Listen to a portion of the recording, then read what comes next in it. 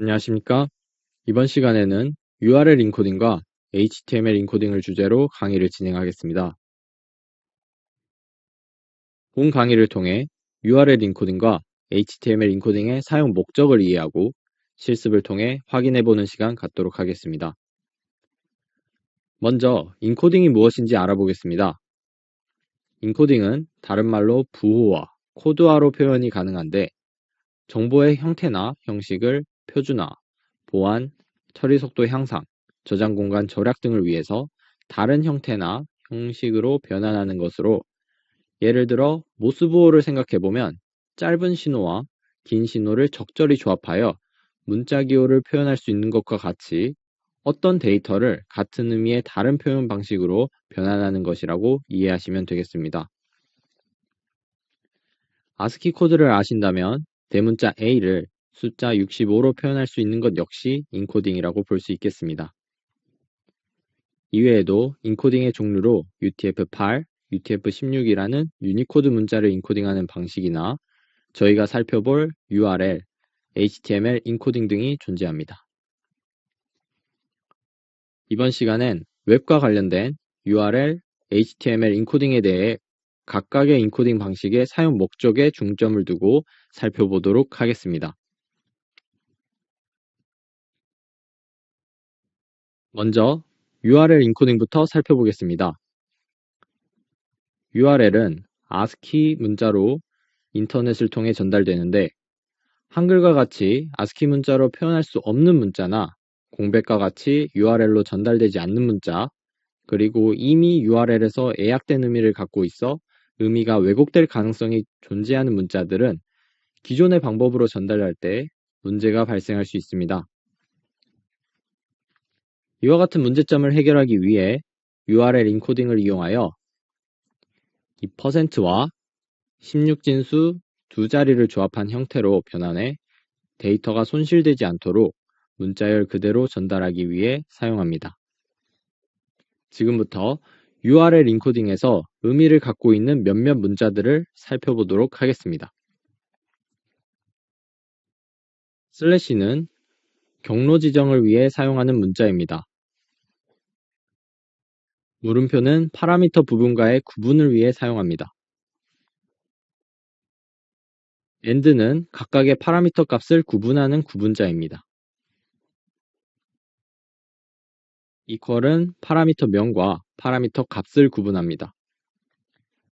예를 보면 webserver.com의 URL encoding.html이라는 경로를 지정해주는 이 슬래시를 확인할 수 있고, param1과 param2 이 두 개의 파라미터가 존재하는 파라미터 부분을 구분하기 위한 물음표가 존재합니다. 이어서 파라미터 명인 파라미터 1과 파라미터 값인 value1을 구분하는 equal을 확인할 수 있습니다. 마지막으로 param1과 param2라는 두 개의 파라미터를 구분하기 위한 AND까지 확인할 수 있습니다. URL 인코딩에 대한 실습을 진행해 보겠습니다. 실습을 위해서 칼리와 CentOS 5를 실행시켜 주겠습니다.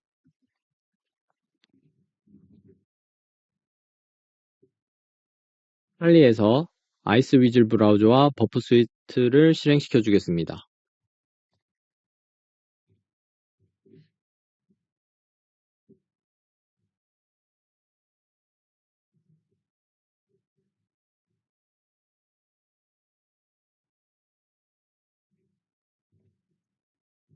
프록시가 켜져 있는 것을 확인하시고 아이스위즐로 넘어가셔서 프록시 설정을 해주시면 되겠습니다.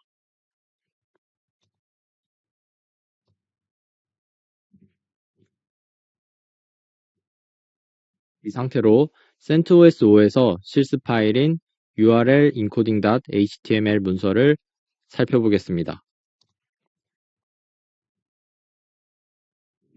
cat www html url encoding.html HTML을 입력하겠습니다. 위에 부분은 get 방식인 URL로 param1이라는 이 파라미터를 전달받으면 get method parameter라는 문자열 다음에 param1에 해당하는 값을 출력해 줍니다.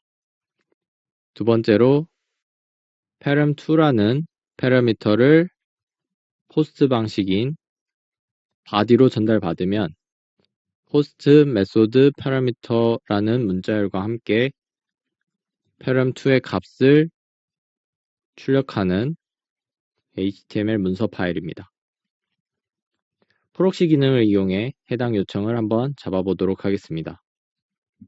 칼리의 아이스 위즐로 가셔서 주소창에 webserver.com url encoding.html로 이동하시겠습니다. 오프 스위스로 넘어가 보시면 해당 요청을 잡고 있는 것을 확인할 수 있습니다. 여기서 마우스 오른쪽 버튼을 클릭하셔서 요청을 get 방식에서 post 방식으로 바꿔보겠습니다. change request method를 누르겠습니다. post 방식으로 변환된 것을 확인할 수 있습니다. 다시 한번 오른쪽 마우스 버튼을 클릭하시고 send to repeater를 클릭하시겠습니다. 그리고 프록시를 꺼주겠습니다. 리피터로 넘어가 보시면 방금 보셨던 요청 메시지를 확인할 수 있습니다. 리피터를 이용하면 이 리퀘스트 위에 보이시는 go라는 버튼을 이용해 이 request라는 요청을 반복적으로 보낼 수 있습니다. 한번 파라미터를 전달해 보겠습니다. url encoding.html 옆에 커서를 갖다 대시고 물음표 param1는 값을 abcd로 줘보겠습니다. go를 눌러보겠습니다. go를 눌러보면 응답을 확인할 수 있고 현재 get method 방식으로 지금 param1이라는 abcd 값이 전달되어 param1의 값인 abcd를 확인할 수 있습니다.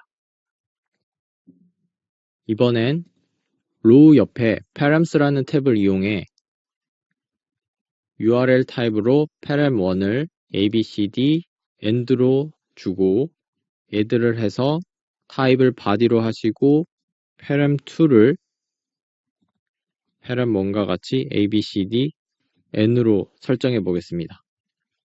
이와 같이 설정하시고 다시 한번 go를 눌러 보겠습니다. 현재 get 방식으로 abcd end가 전달되었고 post 방식으로도 abcd end가 전달된 것을 확인할 수 있습니다. 리퀘스트부의 row를 확인해 보겠습니다. 저희는 abcd end를 전달했는데 현재 abcd 이후에 %이육이라는 값이 보입니다. end가 %이육으로 인코딩 된 것을 확인할 수 있습니다. 이번엔 이 %이육을 end로 한번 바꿔보겠습니다.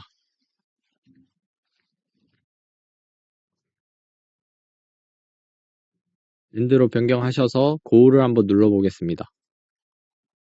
응답을 확인해 보시면 abcd 이후에 end 기호가 보이지 않는 것을 확인할 수 있습니다. post 방식으로도 abcd 이후에 end 문자가 보이지 않는 것을 확인할 수 있습니다. 여기서는 이 end라는 문자가 파라미터 값을 구분하는 구분자로 쓰여 응답에 출력되지 않는 것을 확인할 수 있습니다. 해당 실습을 통해 URL 인코딩은 데이터가 잘못 인식되어 손실되지 않도록 전달하기 위해 사용하는 것을 확인할 수 있습니다. 이제 HTML 인코딩에 대해 알아보겠습니다. HTML의 경우에는 스크립트와 같이 특수한 기능을 하는 문자열이 포함되는데 이런 태그들의 경우 문자열 그대로 보여지지 않고 각각이 지니는 역할을 수행합니다. 이것도 직접 실습을 통해 확인해 보겠습니다. CentOS 5에서 cat bar www html encoding.php를 입력하시면 다음과 같은 내용을 볼 수 있는데, 이 위에 부분은 스크립트 태그를 이용해 HTML no encoding이라는 경고창을 띄우는 역할을 수행하고, 아래 인코딩된 부분은 위와 같은 내용인데 HTML no encoding이라는 메시지 대신 HTML이라는 메시지의 경고창을 띄우라는 스크립트입니다. 칼리에서 webserver.com html encoding.php로 이동해 보겠습니다. 칼리에서 아이스위즐 브라우저를 켜셔서 이번엔 html encoding.php를 입력하겠습니다. HTML no encoding이라는 경고창이 나타나는 것을 확인할 수 있고, OK를 누르시면 인코딩에서 전달했던 스크립트 alert html 스크립트라는 인코딩된 부분이 문자열 그대로 노출되는 것을 확인할 수 있습니다.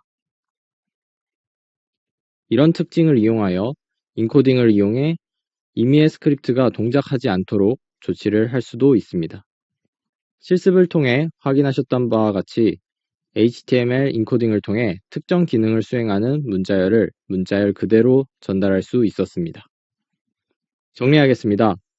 표현할 수 없는 문자나 전달되지 않는 문자, 그리고 예약된 의미를 지니는 문자에 대한 데이터를 손실 없이 전송하기 위해 URL 인코딩을 사용한다는 사실을 알게 되었고, 태그와 같이 특정 역할을 수행하는 문자열을 그대로 전달하기 위해 HTML 인코딩을 사용한다는 사실, 이번 실습을 통해 얻어가셨으면 좋겠습니다. 강의 따라오시느라 수고 많으셨습니다. 감사합니다.